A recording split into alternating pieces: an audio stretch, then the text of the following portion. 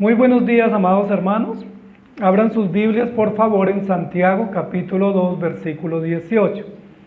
En esta mañana quiero que tomemos este texto, que es uno de los textos de la exposición del mensaje de Santiago a los hermanos de Asia Menor, para que podamos comprender un desafío más de la vida cristiana. Santiago es uno de los libros del Nuevo Testamento llamados libros prácticos o cartas generales, o cartas directas, universales, donde se hace énfasis en asuntos variados. Incluso algunos teólogos en algunas épocas de la historia han dicho que Santiago no debería estar en el canon, es decir, que no debería ser un libro inspirado, porque pareciera ser que es un libro demasiado práctico y no tiene como la solidez doctrinal o conceptual que tienen Romanos o Tesalonicenses o Corintios. Entonces Lutero fue uno de los que dijo que era una epístola de paja, que se podía poner a la hoguera y que prendería una hoguera muy fácil, como si fuera un arbusto, porque no tenía consistencia. Sin embargo, tenemos a Santiago en el canon, lo tenemos en nuestras Biblias. ¿Ya lo encontraron? Y como lo tenemos, no es de paja.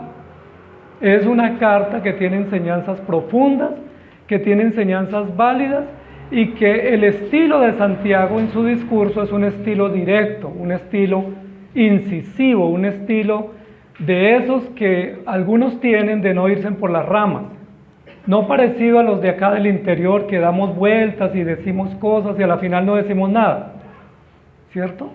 Santiago se parece a una persona que es directa, que es clara, que no se pone a mirar si la gente se sonroja o no ante lo que va a decir, que simplemente lo dice.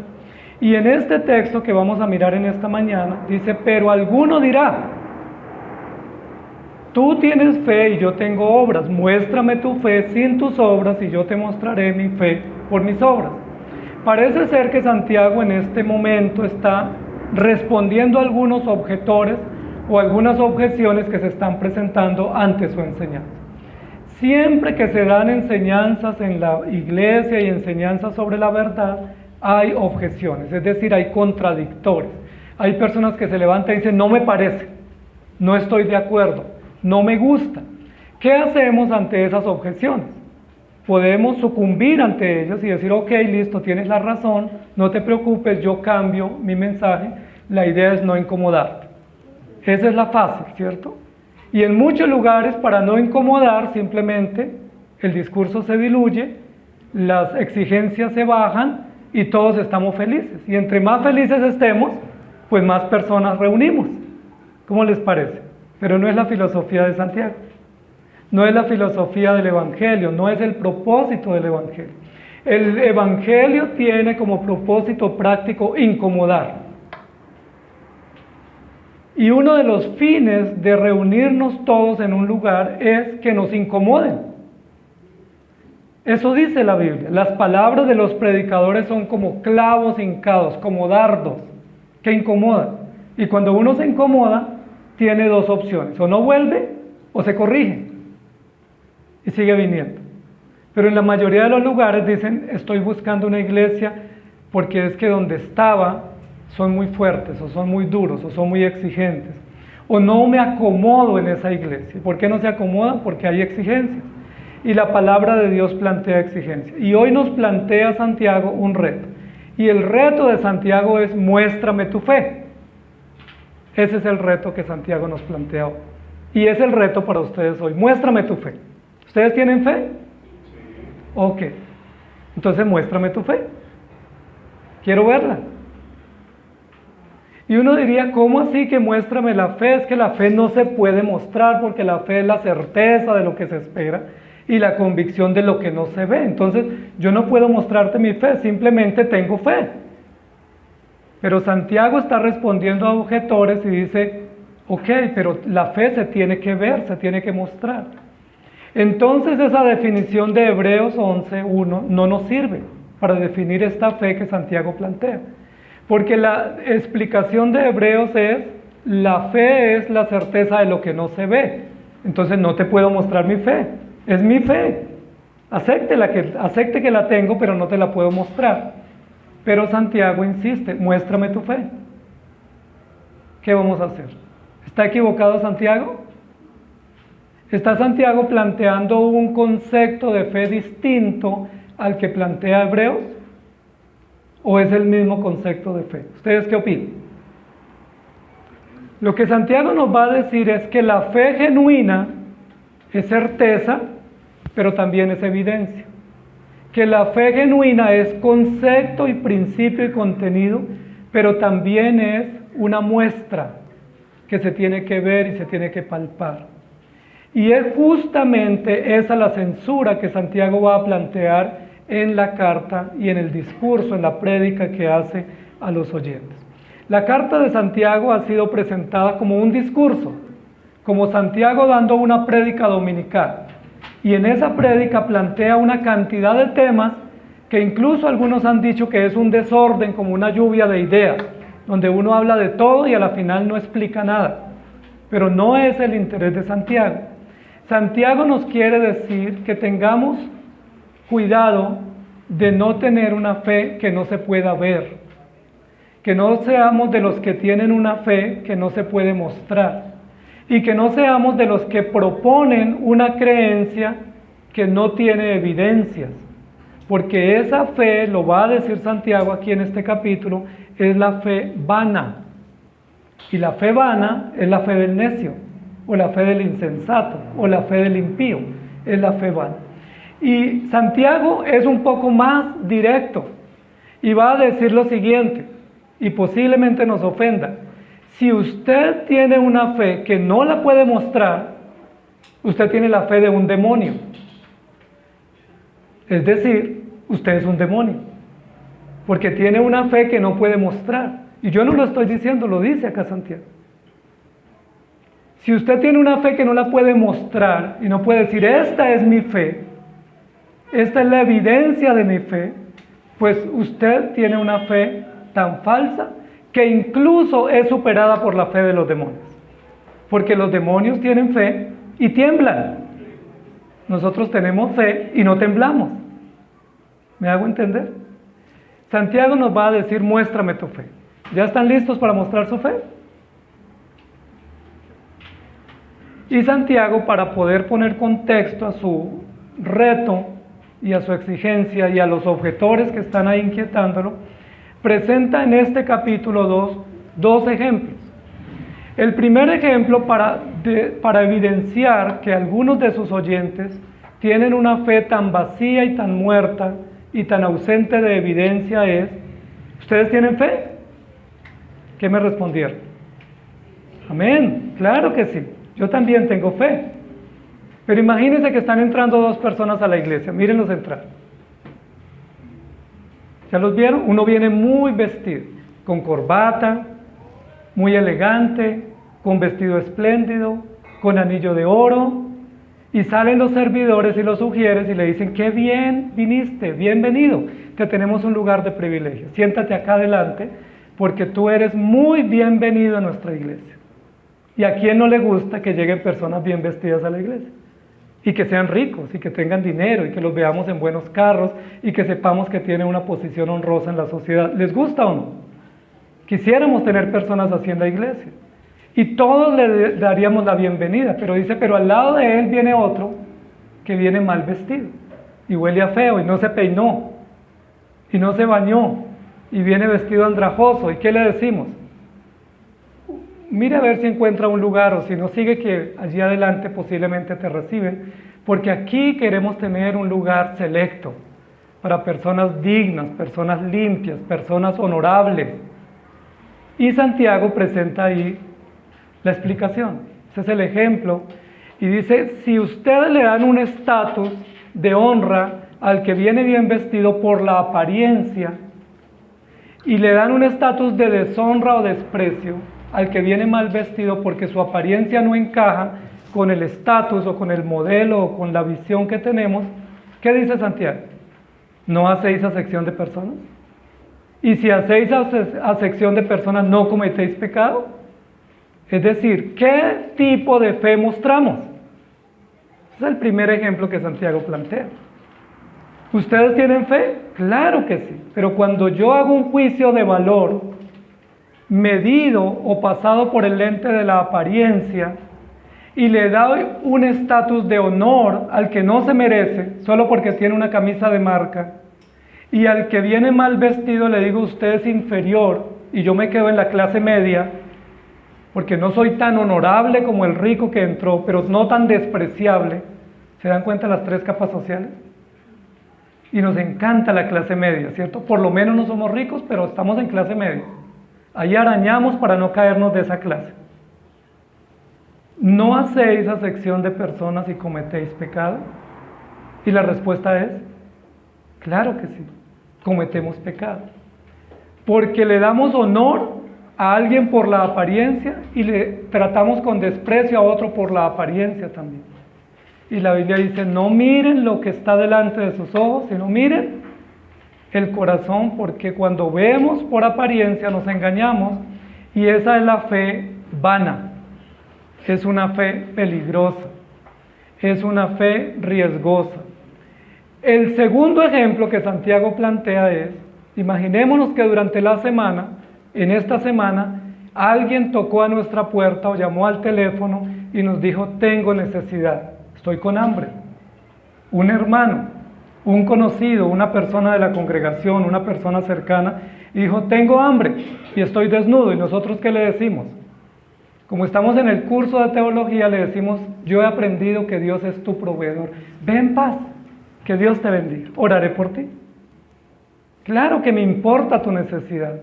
Me duele muchísimo que estés con hambre y que estés desnudo. Yo oraré por ti. ¿Y sabes qué? El domingo oramos en la iglesia por ti. Y que Dios te bendiga. Que te calientes, que te sacies y que te vaya bien. ¿Y qué dice la Biblia? ¿No cometéis otro pecado? ¿Es el pecado de la indolencia? ¿Es el pecado de la indiferencia? Luego con conceptos teológicos se resuelve el hambre. ¿A usted se le ha llenado el estomaguito con textos bíblicos? ¿Con Jehová es tu proveedor? ¿Con Dios te bendiga? ¿O cómo se llena el estómago? Con comida. ¿Cómo se cubre uno del frío? ¿Con un Dios te bendiga? ¿Te quiero mucho? ¿Cuentas conmigo? Y Santiago está haciendo censuras muy fuertes sobre la fe tan vacía que tenían los hermanos en ese momento en la iglesia. La pregunta es, ¿no es a veces tan similar así nuestra fe? Que juzgamos por apariencias, que somos indolentes, que somos indiferentes, pero tenemos una teología perfecta. Toda esta iglesia que recibe la carta de Santiago, clasifican para los más ortodoxos en conocimiento. Eran hebreos, eran judíos de tradición. Y los judíos son ortodoxos, celosos de las prácticas, celosos de los conceptos, pero malos para mostrar evidencia. Muéstrame tu fe. Y Santiago lo que les está diciendo es, cuando usted observó bien, con buenos ojos al que vino bien vestido, y con malos ojos al que vino mal vestido, ahí usted me mostró su fe. Y su fe es una fe vana, porque no logra ver más allá de la apariencia.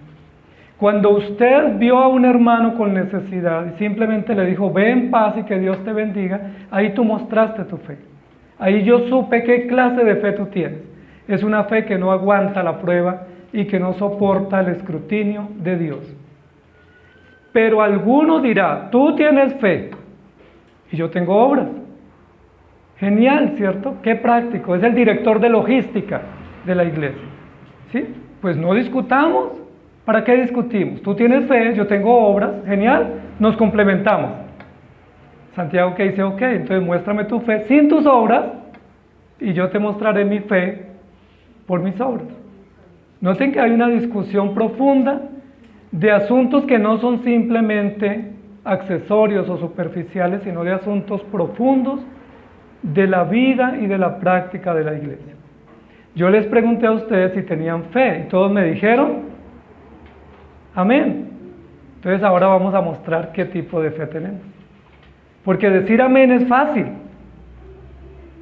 Todos tenemos fe, todos en la iglesia creemos en Cristo, todos dependemos y confiamos de Él.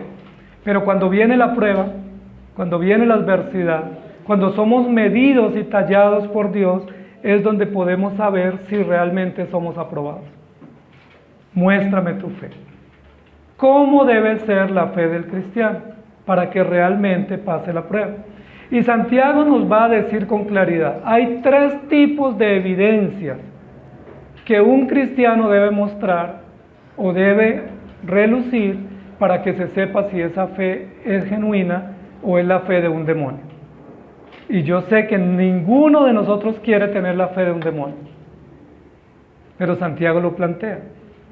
Y Santiago habla de la fe vana, y Santiago habla de la fe necia que no tiene sabiduría. ¿Cuáles son esas obras? La Biblia lo que nos dice es, si tú vas a tener fe, tienes que mostrarla con frutos. Tienes que poner al servicio los frutos o las evidencias de esa fe. Es decir, la fe se muestra con fruto. La fe tiene que ser productiva. Y la pregunta aquí es, ¿tu fe es productiva o infructuosa? O mejor, ¿es infructuosa o productiva? ¿Cuál sería la respuesta? Bueno, pues claro, vámonos por lo mejor. No arriesguemos a decir que es infructuoso, porque el creyente debe ser fructífero, porque tiene la capacidad de dar fruto, porque tiene el Espíritu Santo y ha sido regenerado. La pregunta es, ¿qué tipo de frutos debe dar la fe del cristiano? Y Santiago nos va a hablar de las obras, que son fruto, que son evidencias, que son formas de patentar la fe. Y la primera evidencia de la fe del cristiano genuino es una evidencia devocional. ¿Eso qué significa? Que cuando un cristiano o un hombre o una mujer tiene fe, tiene que mostrar la fe con evidencias devocionales. Eso significa que lee la Biblia, amén, que ora, amén, que tiene tiempos de lectura, amén, y que se congrega. ¿Estamos de acuerdo? ¿Hacen eso ustedes? ¿Tienen obras devocionales para mostrar su fe? ¿Cómo yo sé que tú eres cristiano? Porque me congrego. Ok, genial. Porque ahora leo la Biblia, porque oro, porque participo de devocionales, de estudios bíblicos. ¡Genial! ¡Qué bueno! Es una fe fructuosa o fructífera o productiva y eso es maravilloso. ¿Estamos bien? ¿Saben qué? Los demonios también tienen obras devocionales.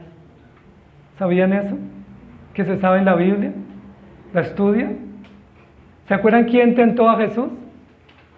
¿Y se acuerdan cómo lo tentó? No lo tentó con el tarot, no lo tentó con una ideología de género, ni con una filosofía secular. ¿Con qué Satanás tentó a Jesús? Escrito está. Y dice, caramba, ese lee la Biblia. A veces va a la iglesia. También participa y estudia teología. Escrito está.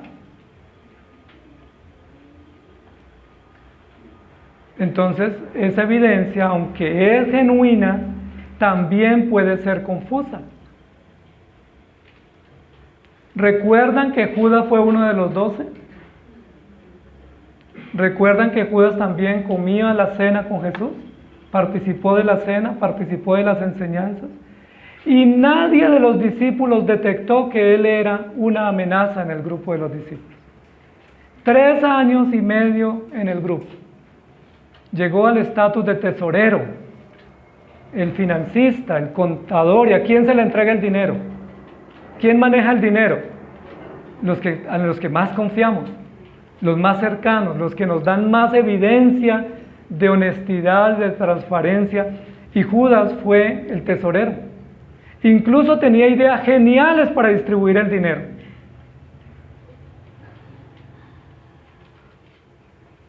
Las evidencias devocionales son necesarias en la vida del cristiano, pero no nos distinguen completamente como una fe genuina y durable, porque también los demonios se disfrazan como ángel o ángeles de luz. ¿Se acuerdan el episodio de Job? Llegaron los hijos de Dios a presentarse delante de Dios y estaba entre ellos también. ¿Me hago entender? Y dice, ¿qué hace metido donde no lo llaman? Amados hermanos, muéstrame su fe. Para que la fe sea genuina, tiene que, además de ser productiva, tener obras genuinas de adoración y de servicio. ¿Saben qué distingue al cristiano en cuanto a sus obras devocionales de los demonios? Que los demonios conocen la Biblia, pero no están dispuestos a rendirle culto al Señor y a adorarle de verdad. Le conocen y son infiltrados, pero no están dispuestos a rendirse en adoración al Señor. El cristiano sí, por la obra del Espíritu Santo. Judas estuvo entre los 12, participó de todas las ceremonias y las enseñanzas que Jesús dio a los discípulos. No hay censura de que estuviera ausente, no, estaba siempre presente. Solo se apartó cuando fue a entregar a Jesús y recibir las 30 piezas de plata. ¿Quién no se ausenta para recibir un dinerito? Y Judas lo hizo, pero siempre estuvo presente. ¿Pero qué distinguió las devociones de los apóstoles a la devoción de Judas? Que la devoción de los apóstoles fue genuina para rendir culto al Señor, reconociendo sus debilidades y reconociendo el señorío de Cristo, mientras que la de Satanás fue simplemente para no ser descubierto como un traidor y como un infiltrado. Amados hermanos, muéstrenme su fe. Hay otro tipo de obras que Santiago nos plantea acá, porque Santiago está subiendo el nivel. Ok, ¿leen la Biblia? Pasamos la prueba. Tenemos obras devocionales, antes no las leíamos, antes no nos congregábamos, ahora lo hacemos. Entonces tenemos obras devocionales que suman para este reto y para esta evidencia. Pero Santiago va a decir, ¿y de qué les aprovecha eso? Lo dice ahí en el texto, vayan a los primeros versículos de este párrafo, y dice, usted tiene fe y tiene acciones, pero ¿de qué le sirve? O sea, ¿qué hace de diferente usted a un impío? ¿Que va a la iglesia? Pues él va a la misa. Usted ora, él reza. ¿Qué diferencia tiene? ¿Religioso? ¿Que va a un santuario distinto? Es decir, ¿de qué le aprovecha venir a la iglesia? ¿Tiene provecho o no? ¿O simplemente cambió de lugar, cambió de personas y hace cosas con lenguaje distinto, pero para los mismos fines? Y esa es una pregunta profunda que tenemos que resolver. Yo no la puedo resolver por ustedes. Ustedes tienen que evaluar de qué me aprovecha ahora decir que soy cristiano e ir a la iglesia. ¿Me ha aprovechado o no? ¿O sigo igual?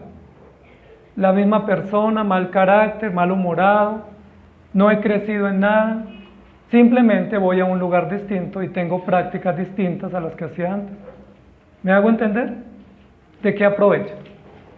Parece que Santiago es insaciable en su exigencia de pruebas, porque ya dijeron todos vamos a la iglesia, y Santiago les va a decir, ¿y qué tiene de bueno ir a la iglesia si ustedes oyen y no hacen? Capítulo 1 de Santiago. Si ustedes son oidores y no hacedores, pues es como el que se mira en el espejo, ve que tiene una imperfección, pero como está de afán sale rápido y no corrige. Así les pasa a ustedes. Entonces no me está aprovechando. ¿Qué hay que hacer? Ser oidores y también hacedores de la obra para que tengamos aprovechamiento de nuestras obras devocionales. Primera de Juan 3:18 dice, hijitos míos, no amemos de palabra ni de lengua, sino de hecho y en verdad. Es decir, es muy probable que nosotros estemos amando de palabra y no de verdad. Este ejemplo del capítulo 2, hermanos, lo siento, qué terrible que tú tengas necesidad. ¿Cuánto me duele? Oraré por ti, que te vaya bien. ¿Ese es un amor de verdad o es un amor como, me estás incomodando, ¿por qué no te vas rápido? Que Dios te bendiga. Y nosotros tenemos fórmulas mágicas para todo. El hermano nos dice, estoy desanimado, y que le decimos, por nada estéis desanimados, confía en el Señor. El otro dice, tengo hambre, Jehová es tu proveedor. El otro dice, tengo pruebas, Dios no te dejará ser tentado. ¿Sí me hago entender? Parecemos un calendario Bristol, con recetas para cada cosa, pero no nos involucramos. Simplemente tenemos fórmulas. Y parece ser que era lo que estaba aconteciendo en la iglesia en este momento a la cual Santiago se dirige. Por eso Santiago va al segundo nivel de evidencia. Muéstrame tu fe. Ya me mostraste que tienes devociones, sí, pero si no cambia tu vida, ¿de qué te sirve? Puedes venir a miles y miles de cultos, puedes leerte la Biblia, puedes sabértela, pero ¿tienes provecho de eso? Es una fe muerta en muchos de los casos. El segundo nivel que Santiago plantea, para ese usa el ejemplo segundo que fue de esa familia o de ese hombre que está con hambre, que está desnudo, y que los muy creyentes, fieles y llenos de fe, le dicen Dios te bendiga, que sacies tu necesidad, pero no sacan de su alacena o de su bolsillo, o no buscan ayuda, o no gestionan ayuda para ese hermano necesitado. Imagínense que ese hermano necesitado sea usted, que tuvo una necesidad y aguantó hambre esta semana, y usted llamó a un hermano, o llamó al pastor y le dijo, pastor, tengo hambre, no sé qué hacer. Y que le hayan dicho, tranquila hermana, el domingo oramos por usted. No es que tengo hambre hoy, es que necesito eso hoy, no es para un lujo. Ahí dice es para cubrir una necesidad urgente de vida.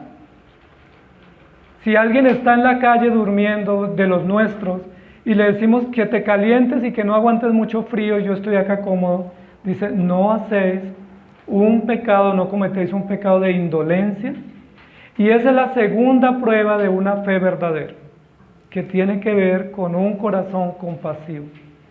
Y Santiago lo planteó al comienzo del capítulo diciendo, el evangelio o la religión no consiste en conceptos, sino consiste en evidencias de amor. Amarás a tu prójimo como a ti mismo.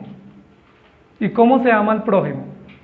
Dándole un lugar de privilegio al que viene bien vestido y un lugar de desprecio al que viene mal vestido. Ayudando al que está necesitado o simplemente diciéndole yo voy a llamar al pastor y le pido ayuda. ¿Cómo se muestra la fe? Y Santiago lo va a decir, si tu hermano tiene hambre, recuerden que este Santiago que escribe es el hermano de Jesús. Y este hermano de Jesús conoció de Jesús sus enseñanzas. Tuve hambre y me dijiste Dios te bendiga. ¿Recuerda? Por eso maldito al fuego eterno, porque tuve hambre y no me diste de comer. Estuve desnudo y no quería que oraras, quería que me cubrieras. Tenía hambre y no quería que me recitara una promesa, quería que me ayudara. ¿Me hago entender? Muéstrame tu fe, porque la fe nuestra, si no se muestra, no es fe, es retórica, es filosofía, es barata.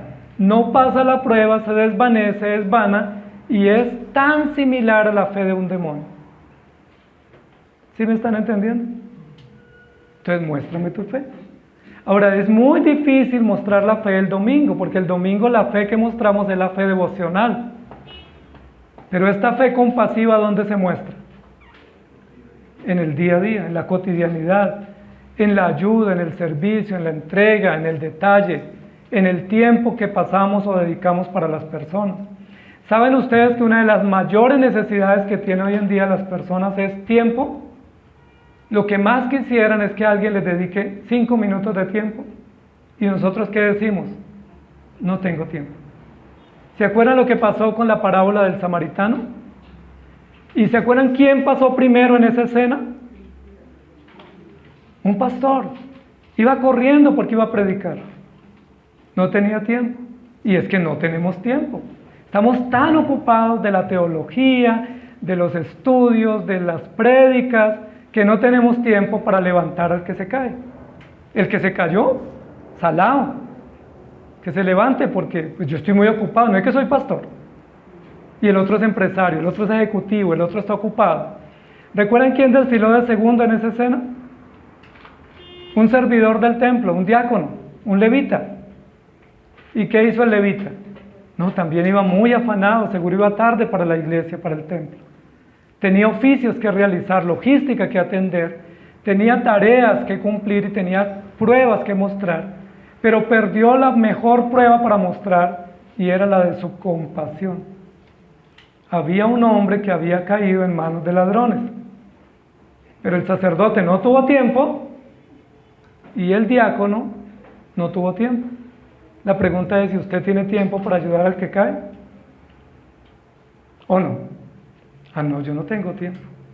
¿Quién lo mandó? Problema de él, que se levante solo, que busque ayuda, porque yo voy para el templo tarde y yo quiero llegar temprano, porque no me quiero perder la prédica y me dijeron que hay un invitado. La Biblia dice, ¿no era mejor mostrar misericordia? ¿Quién fue el prójimo de aquel que cayó en manos de ladrones? ¿Recuerdan la pregunta? ¿Quién fue el prójimo? Muy bien. Y él no tenía nada que ver con el templo. No era teólogo, no era religioso, no estudiaba homilética, no estudiaba en la academia, pero tenía un corazón compasivo. ¿Quién fue el prójimo de estos tres? ¿Y recuerdan qué le dijo Jesús? ¿Veías tú lo mismo? Ocúpate de ayudar. Amados hermanos, muéstrame tu fe. Porque la fe no se muestra cantando alto, ni la fe se muestra sabiendo versículos. La fe se muestra en el terreno, cuando hay necesidad, cuando requieren personas nuestra ayuda y nuestra asistencia, cuando las personas sufren y no podemos darles promesas, sino darles ayuda. Cuando Jesús vio una multitud, le dijo a los discípulos, denles de comer.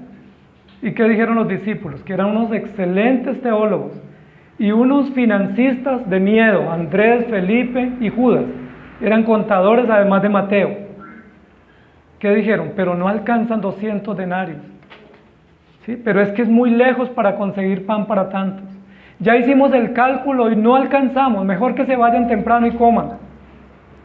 ¿Y Jesús qué dijo? Hay que darles de comer. ¿Por qué? Porque era la necesidad inmediata. Y porque es con el alimento que se muestra misericordia, compasión y ayuda y disposición. ¿Estamos de acuerdo? ¿Lo hacen ustedes? ¿O lo sabemos? Porque yo lo sé muy bien, pero no lo hago. Y cuando yo lo sé bien, pero no lo hago, mi fe es vana. La pregunta es, si yo sé hacer obras de misericordia y las hago, ¿mi fe es diferente a la del demonio? Recuerden que los demonios también tienen obras de misericordia. Recuerden que Judas fue el único que tuvo el valor de hacer una denuncia de malgasto, de que el dinero no se estaba administrando bien y que ese dinero mal distribuido o desperdiciado, como él lo llamó, hubiera servido para darle comida a los pobres. ¡Ay, qué genialidad! Llevarle mercados a los necesitados, visitarlos en fin de año, llevarles anchetas, ropa. ¡Qué bueno! ¿De boca de quién salió? De Judas. El altruista, el empático, el compasivo. Mercados para los pobres. Pastor, ¿qué tal? No hagamos culto el domingo. Vámonos a llevarle mercados a los pobres. Pero la Biblia dice, pero Judas decía eso, no porque le interesaran los pobres, como muchos que hablan de los pobres, solo se benefician de ellos. Lo decía porque él sabía que si entraba una buena cantidad de dinero a la bolsa, pues claro, yo soy el tesorero, yo voy y compro los mercados. Yo me llevo ese contrato. ¿Sí? Yo soy el contratista. ¿Y qué hace el contratista? ¿Qué hace el que lleva el dinero y compra? Sobrecostos, malversación, pasa unos valores que no son, roba. Y dice la Biblia, Judas no lo hacía porque le interesaran los pobres. Muchos que dan mercados no les interesan los pobres, les interesa su conciencia, les interesa lavar su dinero, les interesa aplauso, les interesa ser promovidos. Algunos dan un mercado y queda la placa, este mercado se dio gracias a la donación de un generoso empresario. Lo hizo sin ser visto. Dice la Biblia, no sepa tu derecha lo que hace tu izquierda. Entonces no nos confiemos de los altruistas, porque hay muchos que hacen obras de misericordia para acallar su conciencia y no para la gloria de Dios. No para un amor verdadero y genuino, sino para ser vistos. ¿Recuerdan cómo eran las obras tan compasivas de los fariseos? ¿Se acuerdan? Largas oraciones. Ayunaban, llegaban temprano, primeras sillas en la sinagoga, como pretexto, dice la Biblia. Pero ¿se acuerdan qué habían hecho en la semana? Le habían robado las casas a las viudas. Habían expropiado a los huérfanos. Y como tenían dinero, daban buen dinero en la iglesia. Y nos gusta que hayan buenos diezmadores. No, qué bueno tener diezmadores. Pero ¿de dónde viene ese dinero? ¿Por qué lo damos? ¿Porque amamos al Señor? ¿O porque la conciencia nos carcome de que es dinero mal conseguido? ¿O porque queremos ser bien vistos? Ah, no, es que sin la familia Quintero esta iglesia no se mantendría. O sea, ¿qué haría la iglesia sin la familia tal? ¿Me hago entender? La Biblia dice que en este momento, cuando hubo una sesión como la de hace un momento, de ofrendas, ¿cuál fue la ofrenda que Dios vio con agrado? La que dio menos. Pero la que dio menos, dio todo. Y no lo hizo para ser visto. Los ricos daban para ser vistos. Y ya tienen su recompensa. Dos obras que Santiago plantea. Muéstrame tu fe a través de obras devocionales, que sean de consagración y de adoración. Y muéstrame tu fe a través de obras compasivas, de obras genuinas de amor, de servicio y de ayuda. ¿Tienen ustedes esa fe? ¿Les alcanza hasta allá? ¿O no nos alcanza sino solo para venir a la iglesia el domingo? Si tú tienes fe y no tienes obras, tu fe es vana, no tiene provecho, no te sirve, no hace la diferencia, no marca la distinción. Muéstrame tu fe sin tus obras o sin tus obras verdaderas y yo te mostraré mi fe por mis obras. Y luego viene otro ejemplo y es el ejemplo de un tercer nivel o aspecto de obras. ¿Van tomando nota? Llevamos dos, ¿no? El fruto devocional, las obras compasivas del servicio y del amor al prójimo, pero vamos a hablar de otro nivel en las obras. Es probable que usted esté tranquilo y esté pasando el examen. Es probable que usted diga, ok, devocionales, me va bien, ahí, ok, chulito, carita feliz. Servicio también, no lo hago con frecuencia, pero de vez en cuando tengo actitudes de amor, de ayuda, de compasión, de escucha, soy empático, ok, voy bien, segundo nivel, pero hasta ahí no nos distinguimos, porque Judas hizo lo mismo. Viene un tercer paquete de obras, y son las obras que tienen que ver con el carácter, y son las obras que tienen que ver con la evidencia de una vida transformada, porque venir a la iglesia y cantar no dice nada. Darle ayuda a una persona en necesidad no dice nada. Pero ¿saben qué dice? Que sus obras muestren un corazón transformado, una vida distinta. El que robaba no robe más, el que adulteraba no adultere más, el que mentía no mienta más, esté totalmente gobernado por el poder de Dios y sea una persona nueva en todo el sentido del término. ¿Ahí cómo nos va? ¿Seguimos igual o no? ¿O ha habido cambiecitos? Pero a esa velocidad, ¿cuándo llegaremos a la estatura de la plenitud de Cristo? La Biblia, si algo va a enfatizar, y es lo que va a decir Santiago acá, es, sí, ok, obras devocionales son comunes. Los incrédulos también, antes de ustedes venir acá iban a la misa. Eran fieles, pero no tenían a Cristo. Antes de venir acá también hacían obras de caridad, de vez en cuando, para ser vistos, pero las hacíamos. ¿Qué nos diferencia? Pero Santiago va a llegar al nivel de las obras transformadoras. Y allí Santiago pone otra denuncia. Porque Santiago va a decir que los hermanos en la iglesia, yo sé que no pasa aquí, no pasa en nuestras iglesias, pero pasaba en Santiago no, es que yo soy mejor que tú. Porque yo no adultero. Uy, Dios me libre de adulterar. ¿Cierto, mami, que yo no adultero? Y la esposa dice, sí, papi. Somos fieles, nos hemos guardado 20 años de matrimonio. ¿Y eso qué diferencia tiene? Y lo va a decir en este capítulo. Claro, no adulteras, qué genial, fabuloso, carita feliz. Pero el mismo que dijo no adulterarás, también dijo no mentirás. Y el mismo que dijo no matarás, porque yo creo que aquí no hay asesinos, y gracias a Dios, también dijo no levantarás falso testimonio contra tu prójimo. Es decir, yo no adultero, pero cometo el resto de pecados. Y como esos otros que para mí no son tan escandalosos, me favorecen, entonces yo soy mejor que tú. Y Santiago va a decir, no, señores. Hay unos que adulteran, hay otros que asesinan, pero hay otros que mienten, hay otros que juzgan, hay otros que tienen malos pensamientos, hay otros que tienen malas acciones, hay otros que son egoístas, que son ambiciosos. Y entonces, ¿cómo estamos? ¿Empatamos? Porque están en el mismo saco. El mismo que dijo, no cometas ese pecado que para la sociedad es tan escandaloso, también dijo, no cometas fraude o no tengas egoísmo. Más bien, sé generoso. ¿Cometen algunos de esos pecados ustedes? No, yo sé que el adulterio no. Pero, ¿cuál cometen? ¿Dicen mentiras? ¿Han juzgado? ¿Han sido egoístas?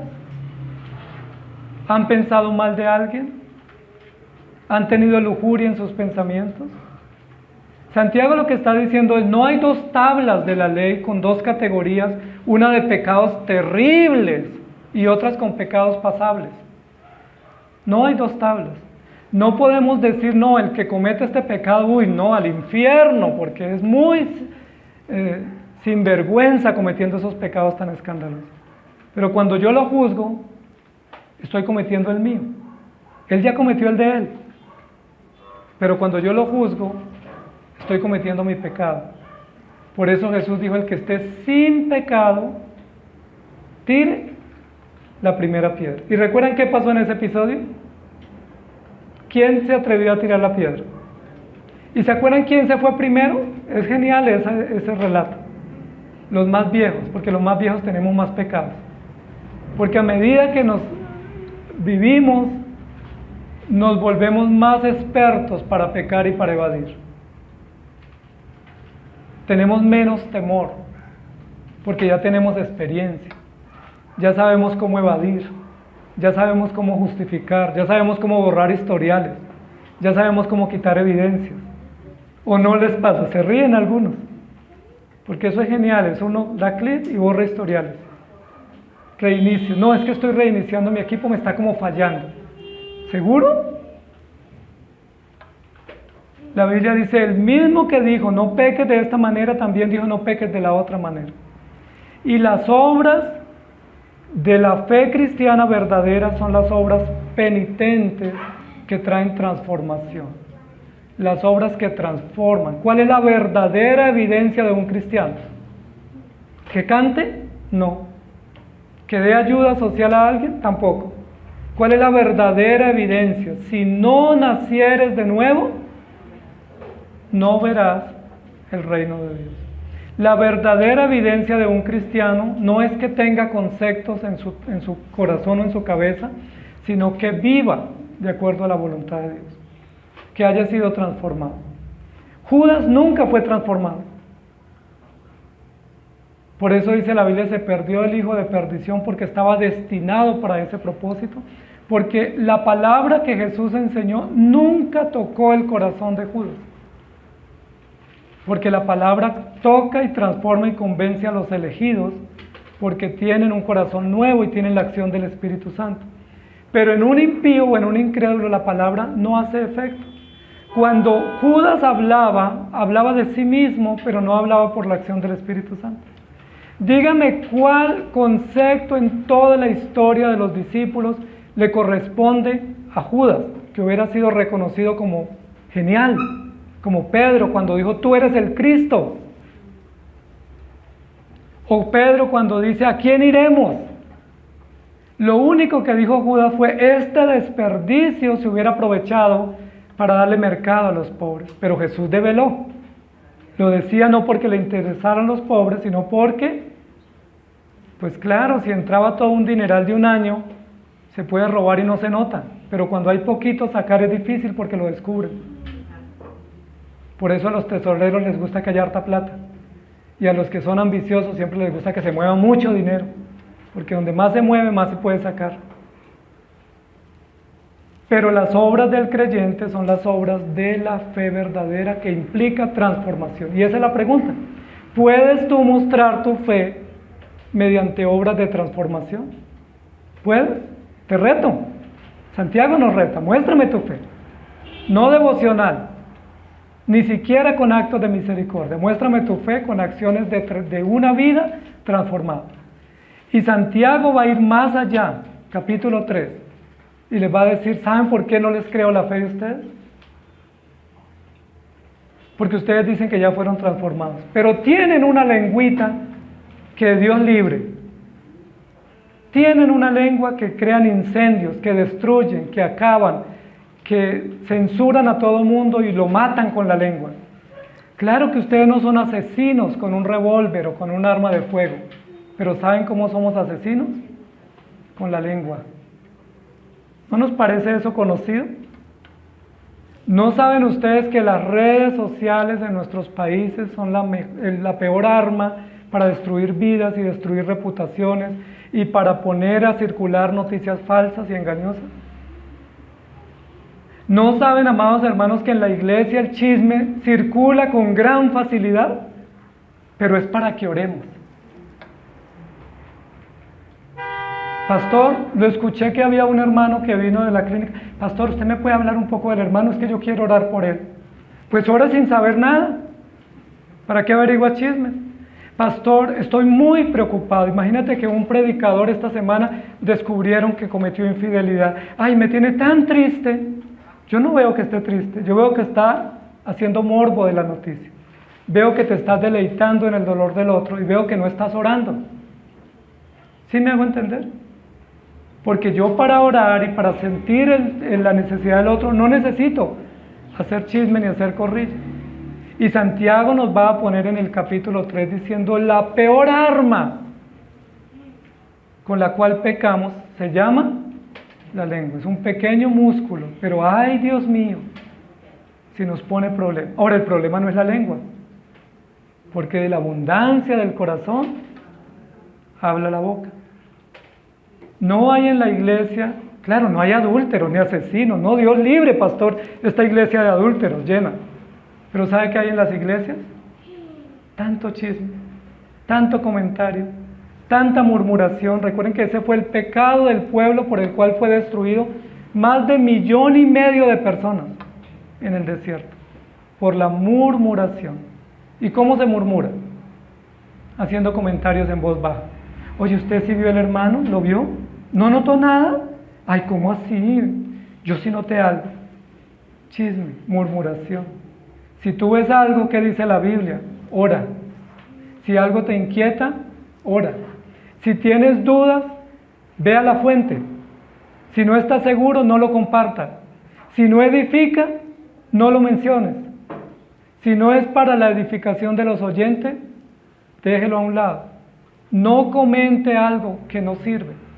A mí me llama mucho la atención el uso que los cristianos les dan a las redes sociales. Porque hoy en día todos tenemos redes, ¿cierto? Porque como somos tan bíblicos, decimos es que los discípulos tenían redes, pues nosotros también. Pero ¿saben qué es lo que hacemos? Dice, los hermanos todo el tiempo yo veo que comparten noticias, por ejemplo, de cómo en algunos países aprobaron leyes para los homosexuales. Y dice, ¿y eso qué tiene que ver? No, es que en tal país ya aprobaron esto y lo comparten, ¿no? Entonces para que oremos. No, si usted quiere, comparta la Biblia, comparta un texto, comparta una reflexión, pero no difunda noticias que no hacen bien. El pecado reina en la sociedad, de 1000 colores. ¿Por qué no difundimos la verdad? Si tenemos el poder de la palabra, ¿por qué no difundimos la verdad? Amados hermanos, ¿cuánto han sido transformados por el Evangelio? Esa es la verdadera prueba de fe. Porque la prueba devocional es la adoración que yo le rindo a Dios, es la evidencia pública, litúrgica. Las obras de misericordia es cómo muestro mi amor al otro, pero ¿cómo yo muestro si realmente he nacido de nuevo? ¿Cómo me comprometo para saber si ya no soy como era antes? Y esa es la verdadera obra de la fe cristiana. Cuando la Biblia registra en Hebreos 11 una lista muy larga, muy completa de hombres de fe, dice: por la fe hicieron esto, confiaron, esperaron, guardaron, abrazaron, y eso es una vida transformada. Eso no lo pueden hacer los demonios, porque los demonios no van a ser corregidos. Los demonios son incorregibles, son impenitentes. Ellos están bien hasta la hora del culto y están bien hasta la hora de la ayuda social, pero cuando dice tienes que cambiar, esta vida no es correcta, le quitan la cabeza a quien los denuncia. Porque los impíos y los demonios no quieren ser corregidos. Esa es una evidencia de un impío. Dígale a un impío: hay que cambiar, y cambia de iglesia, o cambia de evangelio, o tuerce las escrituras porque no está dispuesto. Pero dígale a un cristiano: hay que cambiar, ¿y qué dice? Con dificultad: Señor, ayúdame, necesito cambiar. Señor, no he podido, pero te suplico que me ayudes. Esa es una evidencia. ¿Ustedes verán a un Judas pidiendo ayuda? Señor, ten misericordia de mí. Nunca lo dirán, pero cantan bien, leen la Biblia, saben teología y hacen obras de servicio social. ¿Me hago entender? 3 evidencias. Muéstreme la fe. ¿Pueden mostrarla hoy? Obras devocionales, obras de misericordia y obras de regeneración, transformación. Una vida transformada. Por eso la Biblia dice que mediante esas otras obras no podemos presentarnos al Señor. En el día final muchos me dirán: Señor, Señor, íbamos a la iglesia y cantábamos, ¿cómo así que no estamos en la lista? También ayudamos, ¿cómo así que no estábamos en la lista? Dice: porque ustedes estaban lejos de mí. Con sus labios me honraban, pero su corazón estaba lejos de mí. Amados hermanos, en Judas capítulo 1, versículo 3 dice: por la gran solicitud que tenía de escribirlos acerca de nuestra común salvación, me ha sido necesario escribiros exhortándoos que contendáis ardientemente por la fe que ha sido dada una vez a los santos. Que contendáis por la fe. ¿Y quiénes son los únicos que combaten ardientemente por la fe? Los creyentes que han nacido de nuevo, que entienden el Evangelio, que no se escandalizan ante los pecados, que no se caen ante las adversidades, sino que se levantan y se mantienen firmes. Los que ponen la fe en el Señor y no en los hombres, y los que saben que hay galardón para los que perseveren hasta el final. Los que contra todo pronóstico se mantienen. Los otros vienen y dicen: pastor, cuente conmigo, para las que sea. Y al tercer día lo están negando. Hizo Pedro, ¿no? Cuando el Señor le dice: Pedro, me vas a negar, ora. Yo he orado por ti, le dice Jesús. Ora tú también. ¿Y Pedro qué dijo? Señor, usted está equivocado, yo soy leal de los leales hasta el final, conmigo puede contar. Y estaba a los pocos días negando al Señor. Amados hermanos, ¿qué obras tienen para mostrar? Ahora, ¿por qué hay que mostrar? Porque la fe no se ve, y la única forma de ver la fe es a través de obras. Por eso dice la Biblia que algunos hombres incrédulos llegan a la fe por las obras de su esposa, y que algunas mujeres cristianas no logran que sus hijos o sus esposos vean el Evangelio con obras y no se salven. A veces en el trabajo es mejor no decir uno que es cristiano, porque con ese comportamiento que uno se gasta, es mejor que no sepa. A veces cuando uno maneja mal es mejor no poner el sticker en el carro, y menos el logo de la iglesia. Pero cuando usted obra bien, usted debe tener valor de decir: yo soy cristiano, yo temo a Dios, yo vivo para Dios, cuando se muestra íntegro. La Biblia habla de José y habla de Daniel y de Esther y muchos jóvenes que en el exilio fueron íntegros. Dice la Biblia, se mantuvieron íntegros, y esa es la mejor obra. ¿Qué sentido tiene que Daniel orara 3 días si no era íntegro? ¿Para qué le servía tener teología o ser un joven brillante si no era íntegro? Lo más elocuente de Daniel no fue que se salvó de morir por los leones. Lo más elocuente fue que no se contaminó y se mantuvo íntegro. Lo más elocuente de José no fue que fue gobernador de Egipto, ni que sabía varios idiomas, ni que era un administrador excelente. Lo más elocuente fue que José se mantuvo íntegro, aún en un aspecto donde fue tentado en la privacidad, donde él hubiera podido decir: nadie me vio, y no tenía otra salida. Pero él se mantuvo íntegro. ¿Qué haces tú cuando estás en prueba? ¿Puedes mostrar tu fe como José? ¿Puedes mostrar tu fe como Daniel? ¿Puedes mostrar tu fe como Timoteo, o como Esther, o como Ruth, o como Noemí? ¿O tenemos la teología de a la tierra que fueres, haz lo que vieres? ¿O la teología barata de una vez en el año no hace daño? Amados hermanos, muéstrenme su fe. Pero no me la muestre el domingo, porque el domingo tenemos unos creyentes que eso le evitan. Muéstrame tu fe en el trabajo, en tu casa. Pero más que eso, muéstrame tu fe en tu intimidad, en la integridad de tu mente, en la soledad. Muéstrame tu fe. ¿Qué haces cuando estás solo? Cuando nadie te ve, cuando nadie te conoce. ¿Cómo tomas decisiones? ¿Cómo reaccionas ante los desafíos y las adversidades? ¿Con integridad? Y esa respuesta ustedes la tienen que dar. ¿Tienen fe? Muestren su fe. Evalúen su fe, porque si no, la fe nuestra es como la de un demonio. Excelente el domingo, pero entre semana, el domingo adoramos como ángeles, pero entre semana vivimos como el diablo. Señor, gracias te damos por tu palabra, porque tu palabra no solamente es verdad, sino que es clara y llega a nuestra conciencia y desafía nuestras prácticas, nos incomoda, nos desestabiliza, porque quiere llevarnos a reaccionar para que tomemos conciencia. No soy cristiano por venir el domingo a la iglesia, ni tampoco por ayudar a otros. Soy cristiano porque tú me has transformado, porque me has lavado con tu sangre y me has renovado para vivir para ti, con obras nuevas, con acciones nuevas, con vestido nuevo y con un rumbo totalmente distinto. Soy cristiano porque amo tu corrección, porque estoy procurando revisar qué cosas debo mejorar para servirte y honrarte a ti, no para aparentar. Soy cristiano porque entiendo lo débil, lo frágil, lo limitado que soy y suplico a ti misericordia. Soy cristiano porque cuando peco no escondo mi pecado, sino que lo llevo a la cruz y te pido perdón.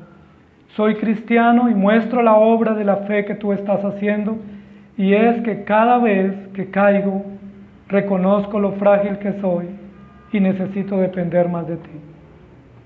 Ayúdanos, Señor, a mostrar la fe a través de obras de vida transformada, a través de conciencias nuevas y a través de hechos que desafíen no solamente a otros, sino también a una sociedad inmoral. Pero si somos tan inmorales como los otros, si somos tan mentirosos como el mundo, si somos tan comunes, pues ¿cuál es la diferencia? ¿De qué nos aprovecha? ¿Qué provecho tengo de venir hoy a la iglesia si esta semana voy a portarme peor que lo que debiera portarme frente a ti? Ayúdanos, Señor, perdónanos, ten misericordia de nosotros y haz que se produzcan en las vidas de cada uno de nosotros obras dignas de arrepentimiento. Obras dignas de arrepentimiento. Y esas obras son las que tú preparas y las que tú obras por la acción de tu Espíritu Santo. Ayúdanos a distinguirnos de este mundo y de esta sociedad. José se distinguió en Egipto y no se distinguió por estrategias de almacenaje ni por estrategias de distribución. Se distinguió porque fue íntegro. Daniel se distinguió en Babilonia y se distinguió porque fue íntegro. Esther se distinguió en Persia y no se distinguió por su belleza, se distinguió por ser íntegra, por ser sabia. ¿Cómo nos distinguimos nosotros? ¿Qué nos distingue si hay algo que nos distingue? Señor, ten misericordia de nosotros y ayúdanos para que tu palabra verdadera gobierne nuestros corazones y no la apariencia de piedad, porque seríamos como los fariseos que recibiremos mayor condenación. Ten misericordia de nosotros y ayúdanos a mostrar la fe que nos has dado y las obras que has obrado y los resultados que has puesto a nuestra cuenta y los cambios y los bienes y las virtudes que has forjado a lo largo de la vida y a lo largo de la fe, para que el mundo te tema y te tema por las obras, que digan, mire, Dios transforma, Dios cambia y Dios hace cosas nuevas. Gracias, Señor, por ayudarnos en Cristo Jesús. Amén. El Señor les bendiga, amados hermanos.